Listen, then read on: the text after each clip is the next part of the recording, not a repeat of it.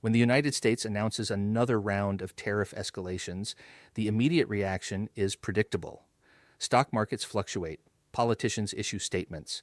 Trade associations release press releases warning about economic damage. And then within a few days, the story fades from the headlines. This is how these events are typically processed, as discrete moments, as isolated decisions that can be understood on their own terms, as if each tariff announcement exists in a vacuum unconnected to the deeper structures that produced it. But if you watch closely, something else becomes visible. These tariffs are not random. They are not the impulsive actions of unpredictable leaders. They are the logical outcome of contradictions that have been building for decades. Contradictions between the rhetoric of national economic sovereignty and the reality of transnational production. Contradictions between the promise that trade would lift all boats and the lived experience of workers who watched their boats sink. And contradictions between the political need to appear strong on trade and the economic reality that tariffs cannot solve the problems they claim to address. The reason this matters for Canadian labor markets is not because Canada is the primary target of American tariffs. It is because Canada is structurally embedded in a production system that was designed on the assumption of frictionless cross-border exchange. When that assumption breaks down, even partially, the costs do not distribute evenly. They concentrate in specific sectors, specific regions, and specific communities. And those communities do not have the flexibility to adapt the way capital does. Let me be very clear about what tariffs actually do. They are taxes on imports. When the United States imposes a tariff on steel, it raises the cost of foreign steel entering the American market. The stated goal is to make domestic steel more competitive by making foreign steel more expensive. But the actual effect is more complicated because almost no one just buys steel. They buy steel to make something else: cars, machinery, buildings, appliances. And when the cost of steel goes up, the cost of everything made with steel goes up. Now, if you are a large corporation with global operations, you have options. You can shift production to facilities in other countries.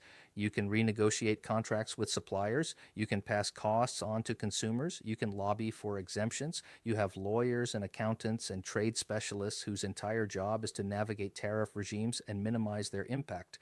The tariff becomes a problem to be managed, not an existential threat. But if you are a small or mid-sized manufacturer in Canada who relies on American components, your options are far more limited.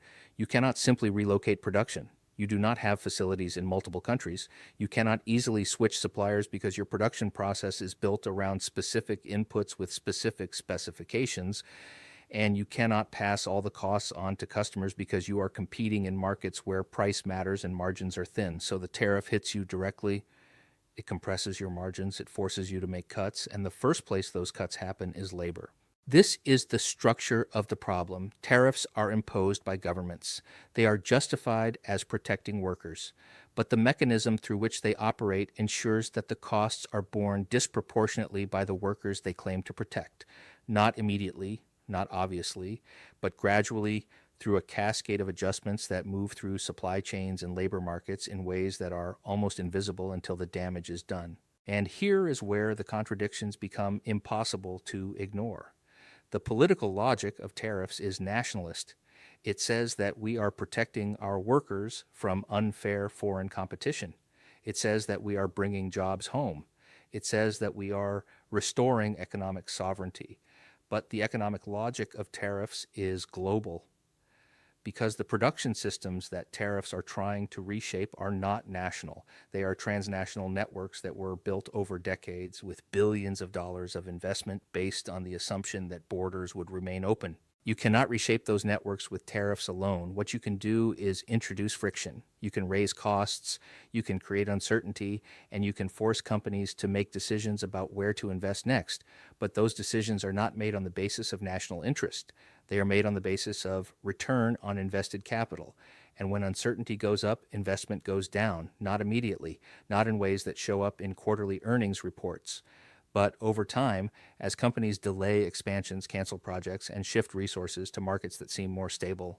This is what is happening in Canadian labor markets right now. Not a sudden collapse, not mass layoffs that make headlines, but a slow erosion of opportunity, projects that do not get funded, expansions that do not happen, hiring that gets delayed. And for workers, this erosion is experienced as insecurity, as the sense that the ground is shifting beneath them, as the knowledge that the job they have today might not exist in 5 years and there is nothing they can do about it.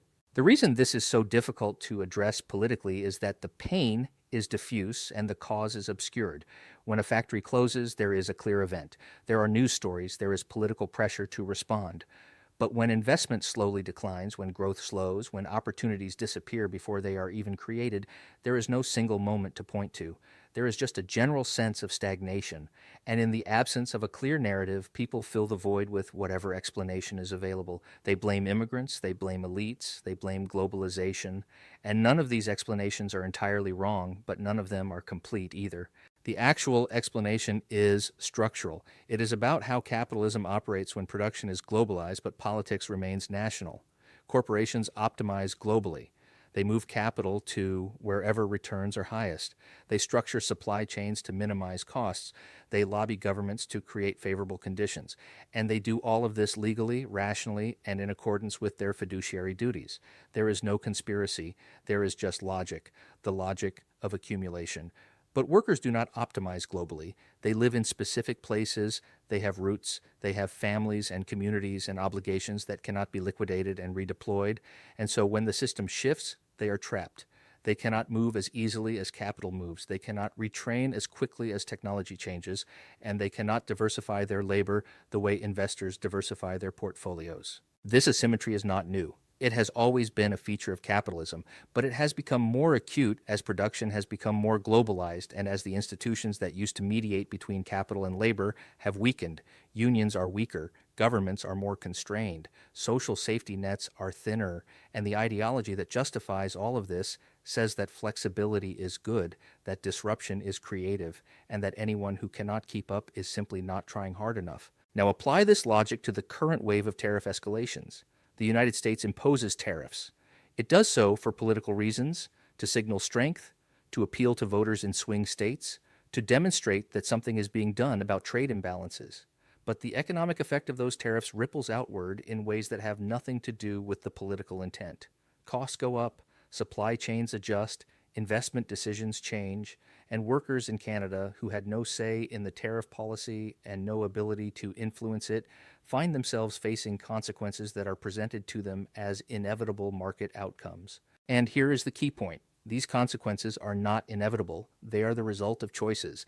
Choices about how to structure trade agreements, choices about how much power to give corporations relative to governments, choices about whether to prioritize efficiency or stability, short-term returns or long-term resilience. But those choices were made decades ago by people who are no longer in office in response to conditions that no longer exist, and now we are living with the results. The contradiction is that the system was sold as benefiting everyone. Trade liberalization was supposed to increase prosperity. Globalization was supposed to create opportunities. The free movement of capital was supposed to generate growth that would lift all boats. And for a while, in aggregate, it did. Global GDP grew.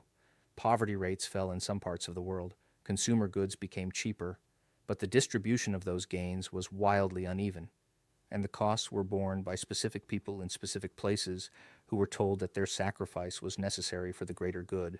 Except the greater good never arrived, or rather, it arrived for some and not for others. It arrived for shareholders and executives and professionals who could capture the gains from globalization. But it did not arrive for workers in manufacturing towns who saw their industries disappear. And it did not arrive for communities that were built around those industries and had no other economic base to fall back on. This is why tariffs have become politically popular despite their economic costs. They are not popular because they work.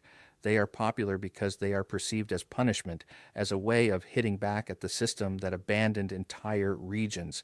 If trade deals destroyed our communities, then blowing up trade deals will restore them. The logic is emotionally satisfying, but it is wrong because the communities were not destroyed by trade deals.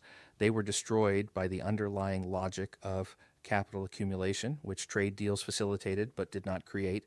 And this is where the ripple effects on Canadian labor markets become part of a much larger story, because what is happening in Canada is not unique. It is happening everywhere that production has been integrated into global supply chains.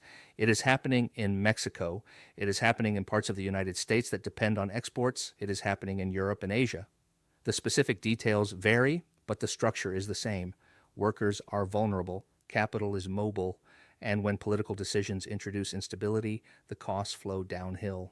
The media framing of these events almost never captures this reality. The story is always about the immediate political drama: who won the negotiation, who blinked first, what concessions were made. But the real story is not about negotiations. It is about power, about who has options and who does not, about who can adapt and who cannot, and about how systems that are presented as natural and inevitable are actually the result of specific choices made by specific people in the interest of specific groups. If you are a worker in Ontario whose factory depends on components from Michigan, the tariff is not a negotiating tactic. It is a threat to your livelihood.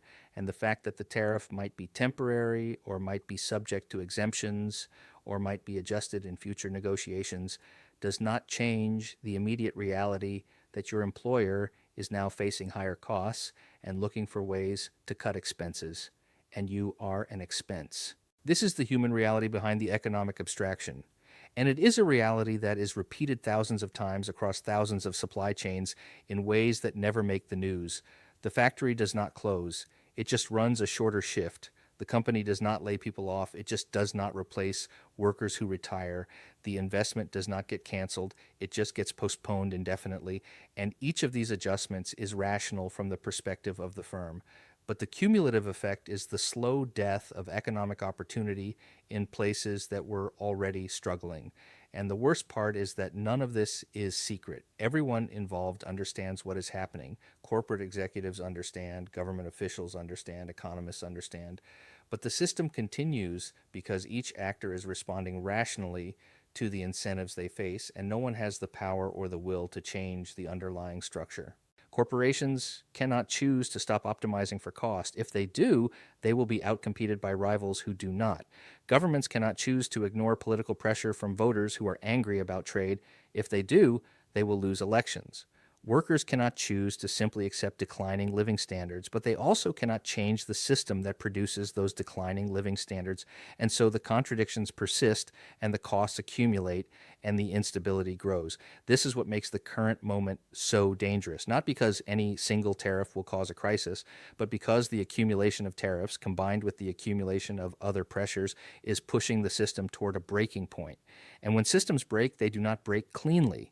They break in ways that are chaotic and unpredictable and often catastrophic for the people who depend on them. The choice that societies face is not between free trade and protectionism. That is a false choice. The real choice is between managing the transition to a different kind of economic system, one that prioritizes stability and equity and long-term sustainability, or allowing the current system to continue degrading until the political backlash becomes so severe that it sweeps away not just bad policies, but the institutions we need to build something better. Tariff escalations are a symptom of that degradation. They are a sign that the old system is not working and that political leaders are grasping for tools that seem like solutions, but are actually just ways of redistributing the pain. And the pain is being redistributed onto workers in Canada and the United States and Mexico and everywhere else that depends on cross-border production networks that are now being treated as weapons in a zero-sum competition that no one can win. The ripple effects will continue. They will move through labor markets in ways that are hard to measure but easy to feel. They will show up as stagnant wages and declining mobility and communities that continue to hollow out, and they will generate more frustration and more anger and more demand for political solutions that address the symptoms without touching the structure. And at some point, the question will have to be faced directly. Do we want an economic system that treats workers as disposable inputs to be optimized away whenever costs need to be cut? Or do we want a system that recognizes labor as something more than a factor of production? The current trajectory is not sustainable. The contradictions are too deep and the costs are too high. The tariffs are just one more sign that the reckoning is coming. The only question is whether we will meet it with clarity and purpose or with more of the same failed logic that got us here.